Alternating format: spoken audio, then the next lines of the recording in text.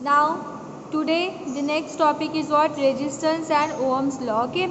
So there is the one law which are called as the Ohm's law. It gives the relation between what? The potential difference and electric current. जो देखिए, अगर हमारे पास एक circuit है, उस circuit में definitely एक electric cell रहेंगी, वो क्या करेंगी? इलेक्ट्रिक पोटेंशियल डिफरेंस प्रोड्यूस करेंगी। तो पोटेंशियल डिफरेंस प्रोड्यूस होने की वजह से and because of the moving of charges, electric charges क्या होगा? करंट प्रोड्यूस होगा। तो जो पोटेंशियल डिफरेंस है और जो करंट प्रोड्यूस हो रहा है, उनके बीच में क्या रिलेशन है? ये रिलेशन ओहम्स ने बताया है। Okay, so the relationship between the current flowing through wire में से जो भी करंट फ्लो हो रहा है and the potential difference across its ends can be obtained from the law that was given by what? The German scientist.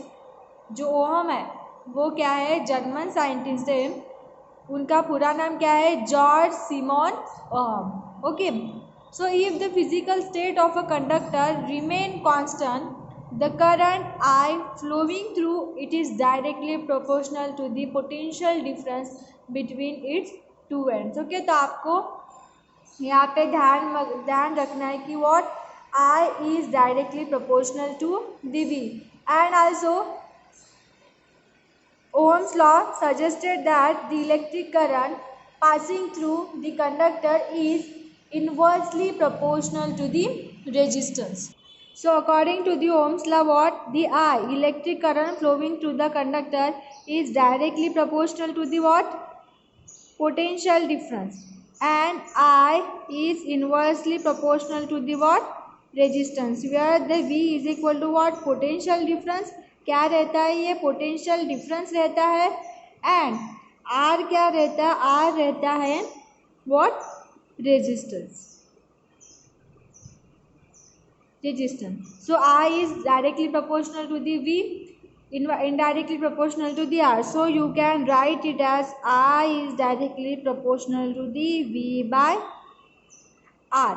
Okay, V by R। और जब भी हम इस प्रोपोर्शनलिटी कांस्टेंट को जब भी हम इक्वल टू में लिखते हैं तो हम क्या करते हैं? कंसिडर करते हैं एक प्रोपोर्शनलिटी कांस्टेंट कंसिडर करते हैं। तो हम इसको कैसे लिखेंगे?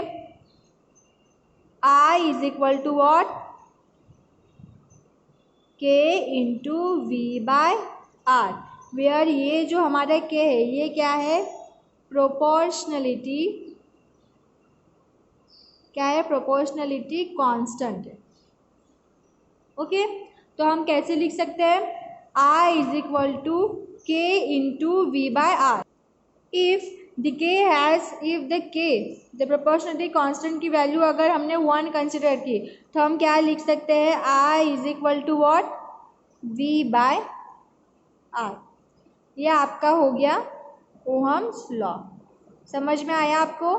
ये क्या है? आपका Ohm's law, where the I is electric current है, V क्या है? पोटेंशियल डिफरेंस है, और R क्या है? हमारा रेजिस्टेंस है। देखिए, ये जैसे आपको एक फॉर्मूला मिल गया, इसी से आप क्या लिख सकते हैं? R is equal to V by I। इसी से आप क्या लिख सकते हैं? V is equal to what? I by R। तो ये देखिए, अगर आपके पास एक फॉर्मूला है तो आपको उसमें से, जैसे यहाँ पे देखिए, एक फॉर्मूले से हमने 2 अदर फॉर्मूले क्रिएट किए, तो वैसे ही आपको एक फॉर्मूले से अदर फॉर्मूलेस क्रिएट करना आना चाहिए। ओके, जैसे देखिए, अगर हमारे पास ये 2 क्वांटिटी है तो हम I निकाल सकते हैं। अगर हमारे पास ये 2 क्वांटिटी गिवन है तो हम R की वैल्यू निकाल सकते हैं। अगर हमारे पास ये दोनों वैल्यू की दी है तो हम क्या करेंगे? V निकाल सकते हैं। तो मतलब तीनों में से अगर हमें कोई भी 2 वैल्यू दी गई है तो हम तीसरी वैल्यू फाइंड आउट कर सकते हैं। ओके, तो देखिए, ये हो गया। जैसे यहाँ पे देखिए, इसका मतलब क्या है? I is directly proportional to V, indirectly proportional to R। इसका मतलब क्या होता है कि अगर जितना ज़्यादा हम पोटेंशियल डिफरेंस अप्लाई करेंगे उतना ही ज़्यादा इलेक्ट्रिक करंट उस कंडक्टर से फ्लो होगा, और उस इलेक्ट्रिक कंडक्टर का जितना ज़्यादा रेजिस्टेंस होगा, रेजिस्टिव पावर होगा, उतना ही कम इलेक्ट्रिक करंट उसमें फ्लो होगा। ओके, ये तो आपको समझ में आता है डायरेक्टली प्रोपोर्शनल का मीनिंग क्या होता है और इनडायरेक्टली प्रोपोर्शनल का मीनिंग क्या होता है। ओके, देखिए उसके बाद अब हम देखेंगे यूनिट। यूनिट क्या रहता है, देखिए हमें पता है कि पोटेंशियल डिफरेंस का यूनिट क्या है, वोल्ट है, जिसको हम V से भी डिनोट करते हैं। एंड सेकेंड क्या है, रेजिस्टेंस का यूनिट क्या रहता है,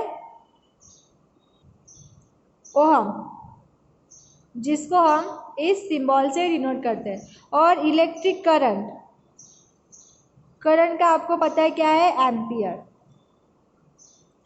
एम्पियर को हम कैसे लिखते हैं, आप सिंपली ए से भी डिनोट कर सकते हैं, लेकिन नॉर्मली एम्पियर लिखते समय हम पूरी स्पेलिंग ही लिखते हैं। ओके, तो ये देखिए यूनिट, तो इससे हम क्या बोल सकते हैं, देखिए कि जैसे हमें पता है I is equal to by V by I, मतलब अगर हमें I का यूनिट निकालना है तो हम क्या करेंगे, वोल्ट लिखेंगे ऊपर और नीचे क्या लिखेंगे, ओहम। इसको ही हम कैसे लिख सकते हैं, V और ओहम का सिंबल। मतलब आप क्या बोल सकते हैं कि 1 एम्पियर मतलब क्या होता है, वोल्ट बाय क्या होता है, ओम। समझ में आया। तो आप V बाय ओहम ऐसे भी लिख सकते हैं, 1 ampere is equal to V by ohm, ऐसे भी लिख सकते हैं, या फिर डायरेक्ट आप ऐसे भी उसको सिंबल कर सकते हो। ओके, तो ये आपको समझ में आया कैसे किया है हमने। Now the resistance and resistivity of a conductor as shown in the figure हमें क्या कौन सी देखनी है, 3.4। ओके, देखिए आपने figure 3.4, there are the large number of free electrons in a conductor.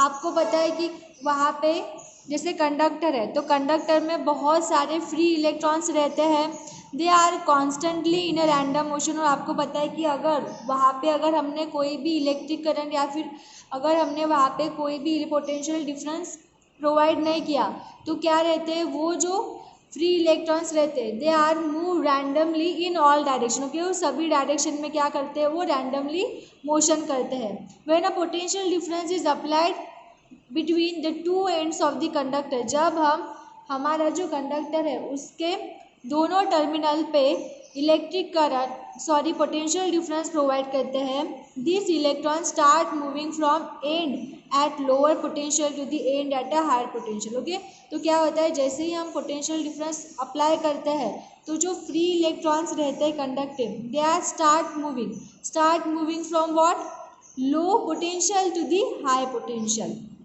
This directional motion of the electron causes what, the flow of current. और ये जो मूवमेंट होती है इलेक्ट्रॉन्स की उसको क्या बोलते हैं हम, फ्लो ऑफ करंट। इसी की वजह से क्या होता है, जो करंट कंडक्टर से करंट फ्लो होना स्टार्ट होता है। The moving electron strike the atoms ions which lie along there path. देखिए जो इलेक्ट्रॉन्स रहते हैं जो मूव हो रहे हैं इन अ पर्टिकुलर डायरेक्शन में, तो क्या होता है कि ये जो इलेक्ट्रॉन्स होते हैं they are strike with the atoms and the ions. वो क्या करते हैं, जो एटम्स और आयंस रहते हैं उनके साथ स्ट्राइक करते हैं। स्ट्राइक करने की वजह से क्या होता है, उनके बीच में क्या होता है, कोलिजन होता है। So such collision causes the hindrance to the flow of electrons and oppose the current.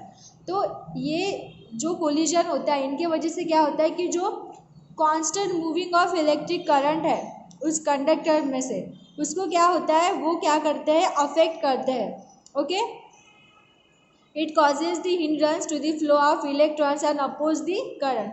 This hindrance, और ये जो hindrance है उसको ही हम क्या बोलते हैं, रेजिस्टेंस ऑफ द कंडक्टर। देखिए रेजिस्टेंस मतलब क्या होता है, जैसे इलेक्ट्रिक करंट क्यों प्रोड्यूस होता है, because of the flow of electron. अगर जैसे इलेक्ट्रॉन है वो फ्लो कर रहे हैं और अगर उनका इंटरेक्शन या फिर उनका कोलिजन कंडक्टर के एटम्स और आयन से हुआ तो क्या होता है, डेफिनेटली जो कंस्टेंसी है वो ब्रेक डाउन होती है और definitely because of that resistance the electric current flowing through the conductor is get disturb. Okay, so ये जो होता है इसको ही क्या बोलते हैं, रेजिस्टेंस बोलते हैं। और रेजिस्टिविटी क्या है, at a given temperature the resistance that is capital R of a conductor depends on its length, area of cross section and the material it is made up of. Okay, और सभी conductors का, जैसे conductor एक ही material से बनते हैं क्या, नहीं, बहुत सारे मटेरियल से बनते हैं। तो सभी जो कंडक्टर रहते हैं तो उन कंडक्टर की जो रेजिस्टिविटी है वो किस पे डिपेंड रहती है, एक लेंथ, जो कंडक्टर की जो लेंथ है उस पर डिपेंड रहती है। उसके बाद एरिया ऑफ क्रॉस सेक्शन, उसका एरिया ऑफ क्रॉस सेक्शन कितना उस पर डिपेंड करता है। देन मटीरियलिटीज़ में वो कंडक्टर कौन से मटेरियल से बना हुआ है इस पे भी क्या, वो रेजिस्टिविटी, उस कंडक्टर की रेजिस्टिविटी क्या करती है, डिपेंड करती है। Okay, now if the resistance of a conductor is R, अगर हमने रेजिस्टेंस कैपिटल आर से डिनोट किया, देन हमें पता है R is directly proportional to the length of that conductor. Okay, so हम क्या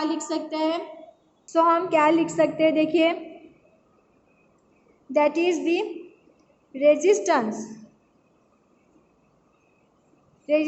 we are talking about what, the resistivity। okay,